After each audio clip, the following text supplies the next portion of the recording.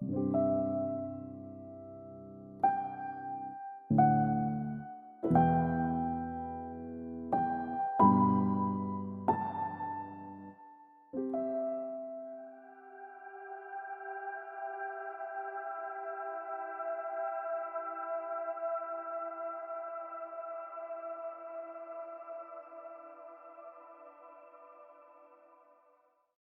next step for this entire process, now that it wasn't happening, was to tell the cast and crew.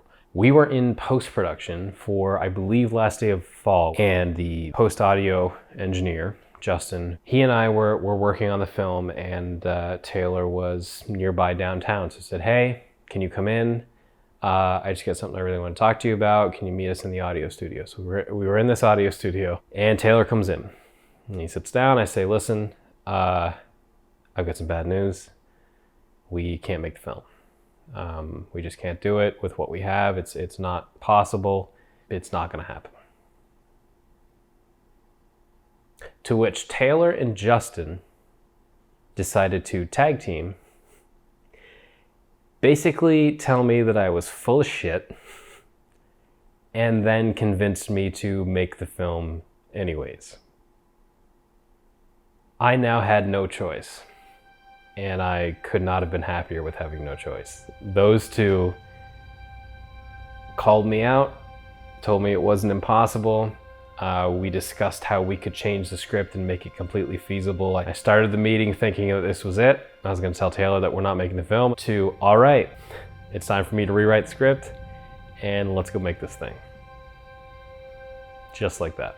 I can guarantee you that without Taylor and Justin absolutely pushing me to reconsider making this and challenging me to think outside the box and be willing to switch things up within the script, it wouldn't have happened.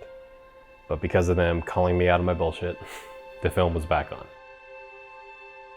So now I was on to the biggest challenge, which was completely rewriting the film, basically from ground up, to remove any aspect that had anything to do with traveling. So the original intent of the film taking place at a lake at Nolan's grandfather's cabin, them meeting up and then sort of rekindling all this lost time at the lake in Barrington, needed to be thrown out, and then we had to rewrite it to take place in a city.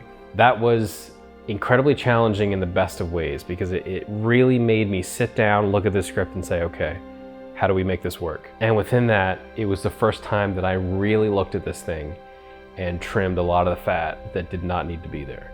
I think between what existed as Unbreakable Chain as a film that was set in a lake, that version of the film, to what eventually became our shooting script, changed drastically in the best of ways, because it allowed me to mature.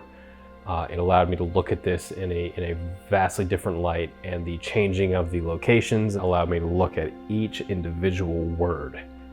Think, that's stupid, we don't need that, I don't know what I was thinking. I removed a lot of the immature personal aspects of the film.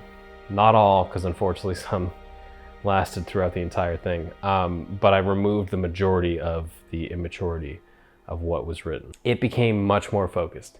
And the original idea of a man dealing with depression that we presented in a physical form finally took shape and finally had a life to it that made sense, that was good, and that wasn't bogged down by an immature writer who was filling in gaps with nonsense. Even though the title didn't change till later, it was at this point that Unbreakable Chain became Afraid to Speak.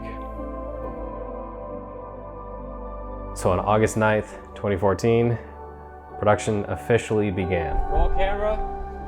Rolling. This is scene 72A, take one.